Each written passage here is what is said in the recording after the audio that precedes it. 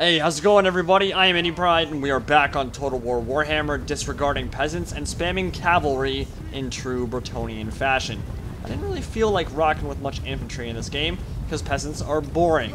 They literally only exist so they can till the land, pay 99% of their earnings to their liege lord, and die of tuberculosis by the ripe old age of 35. So with that in mind, we are acquiring knightly honor and favor of the lady, with a noble heavy emphasis in this 2v2.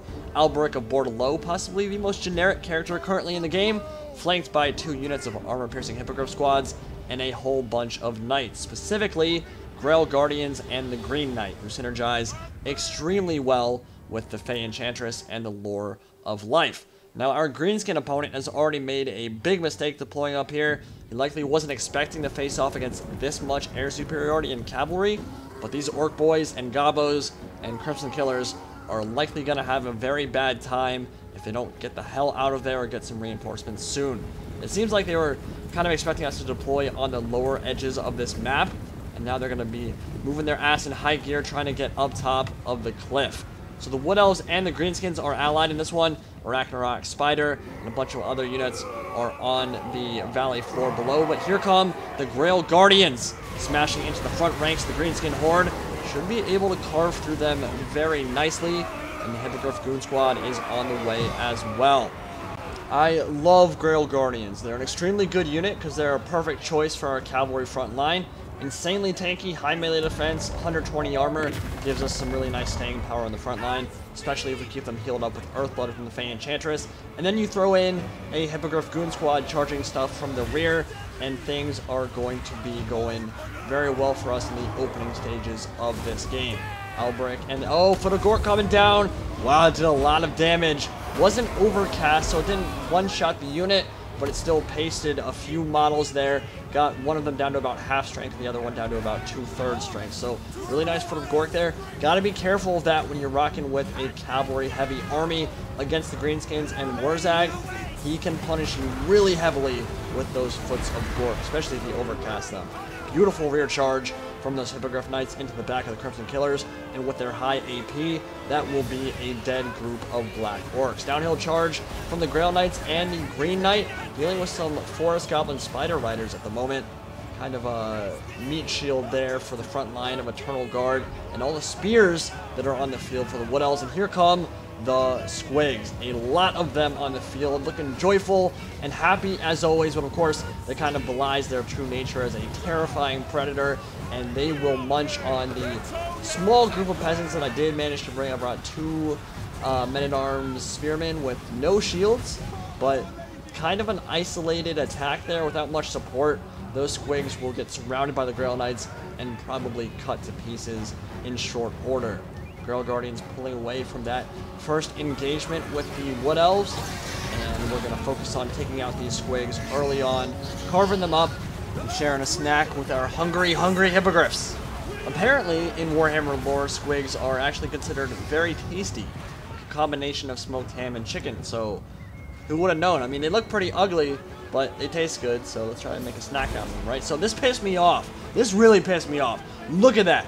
A perfect, literally perfect wind spell from Alberic's Trident, carries through 3.5 units of squared up Eternal Guard and does absolutely nothing. Their HP bar didn't even move. Someone please explain to me how that cast could have possibly been any better. I mean, Magic has improved a decent amount since the game first came out. When I see stuff like that, I don't even know, man. That's just awful. Like, how can a spell used that well be so bad? I'm never using Alberic's Trident again. I was shocked. I was actually shocked. Okay, let's move on.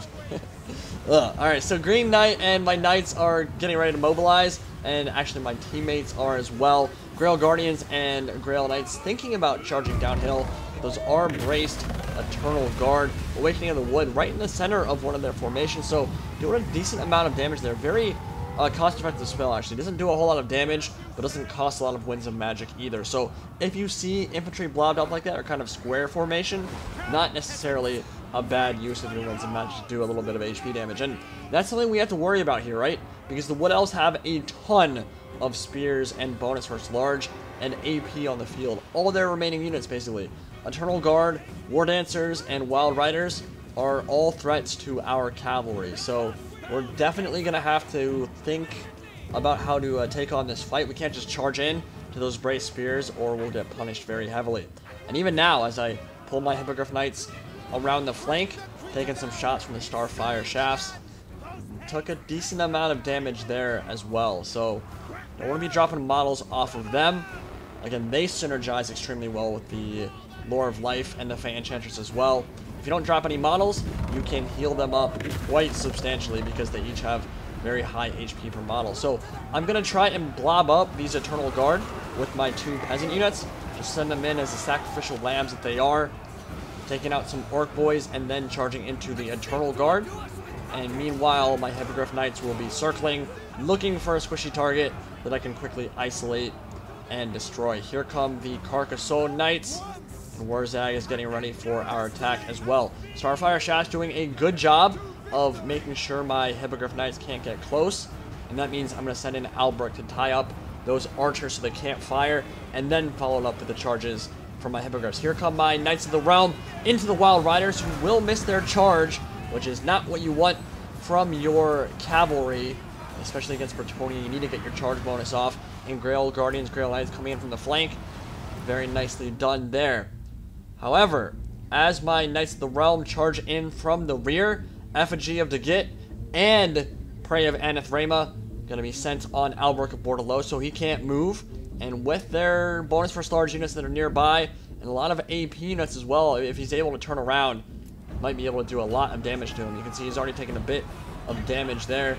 Those Grail Knights are in bad shape. This is kind of this is not just kind of dangerous. This is very dangerous what we're doing here. Warzag is on the field, and remember, he has Foot of Gork. If we get stomped here, we could lose the majority of our cavalry if he has enough to overcast a Foot of Gork. So we're playing with fire a bit there.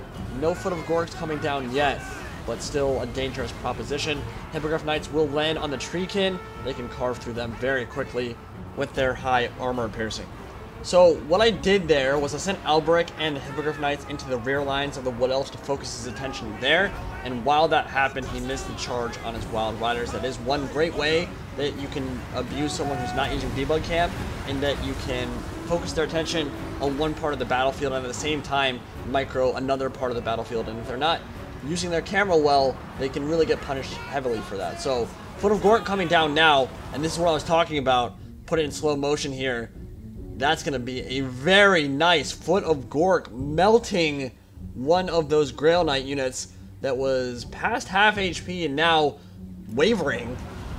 Really nice cast of Foot of Gork there. Again, not overcast, because that will essentially one-shot a blob of cavalry, but still very nicely done. And the Grail Guardians will try to avenge some of their dead brethren, but our cavalry is starting to look very beat up, and there are a lot of Eternal Guard and War Dancers still left on the field. So the Wood Elves have actually brought a pretty hardcore counter build to what we have. Prey of Anathrema and all those armor-piercing bonus for large units. Just, I mean, it can carve through pretty much everything we have on the field. Even the Grail Guardians. They'll be able to sustain in melee for a bit longer than something like Grail Knight, but still pretty dangerous for them. But with that said, pinning the Arachnarok Spider down with our Knights of the Realm and some Grail Knights, and the Hippogryph Knights will swarm it. And look at how fast. That was full HP about 20 seconds ago, and now it's down past half HP and routing because of the terror. And that's gigantic, taking that Arachnarok off the field. But Alberic of Bordeleaux goes down. Really nice usage of Prey of Anathrema there while he was on the ground to make sure that he could not escape. And the Azrai War Dancers cut him to pieces. So now with my general dead, things are starting to look a little bit scarier. Thankfully, we do still have the Green Knight, and we still have the Fay Enchantress. We're getting some very nice rear charges off with these Grail Guardians, using them pretty well. And the game plan here is to just isolate any unit that isn't in a compact formation with friends nearby. Any spear unit that breaks formation, starts moving away from his fellows, we can charge with impunity from multiple sides, make sure it doesn't get that bracing bonus, and destroy it. But Effigy of the Git being used on one of those cav units in the back. Grail Guardians carrying through and now engaging Warzag, who's casting something. I think that was Fists of Gork. I'm not 100% sure. Buffing up the main line. and the Hippogryph Knights are still looking for something to kill. This time, it's the Glady in the back lines who is isolated. She should not be over there by herself. She needs to be near the main line, near Wurzag. The Hippogryph Knights not doing a fantastic job of swarming her, though. They have very big models, and she's on a horse, so she's not particularly big target at the moment. Wildwood Rangers coming in to help out and save their lord, and that will allow my Hippogryph Knights to take flight. Don't want them to engage against those armor-piercing bonus versus large units either. So, the Greenskin Wood Elves army is looking a little bit thin here, but that is very much true for the Bretonnian armies of Carcassonne and Bordeleaux as well. Charging into bracing units, not ideal, but we still have the benefit of regeneration with the Lore of Life, which the Wood Elves do not have at this point, as we're jibbing some of these units in the back lines. And again, this is what I'm talking about. Any unit like the Wildwood Rangers here that break formation and come to help out the Blade Lord will get punished heavily. But he did use Prey of Anathrema, again, very well done from him, stopping the charge of my Knights of the Realm. I will say their Effigy of the Git usage and their Prey of Anathrema usage this game has been on point. Certainly plenty of mistakes on both sides, but they managed to take out Alberic extremely well because of those single target abilities. But Hippogryph Knights, beautiful charge here. Not a unit that gets used very often, and that's why I wanted to bring them in this game, because they're gorgeous and a ton of fun to use, and they are absolutely paying dividends in this one. The way they cut through that Arachnorok Spider, the rear charges they've gotten off, and the terror they've sent through the enemy lines, definitely 100% worth it. Again, maybe not the most competitive, like tournament viable builds, but certainly a lot of fun to use, especially when you're both rocking with a ton of cavalry. Yeah, in team battles, I don't think there's anything I enjoy more than using high mobility armies, just because it allows for complete control of the battlefield, and if your opponents aren't communicating well with each other, you can brutalize isolated units or simply gang up on one player and take them out early, which is something we were able to do pretty effectively in this game. Yeah, they made a mistake. It wasn't even a mistake, really. If we had infantry normal builds, all the greenskins that were up top on the cliff would not have been punished the way they were. But it just allows for a lot more control of the battlefield when you have a ton of cav in a 2v2 or 3v3 game, and you have more room to experiment with builds because you can work with your teammate to overcome whatever you're missing. So we didn't have a lot of infantry this game, but we had the Grail Guardians, which provided that main front line that was quite tanky and survivable with the Lore of Life, and then just use the Grail Knights and the Hippogryph Knights especially for the rear charging, and that allowed us to gang up on and destroy our opponents.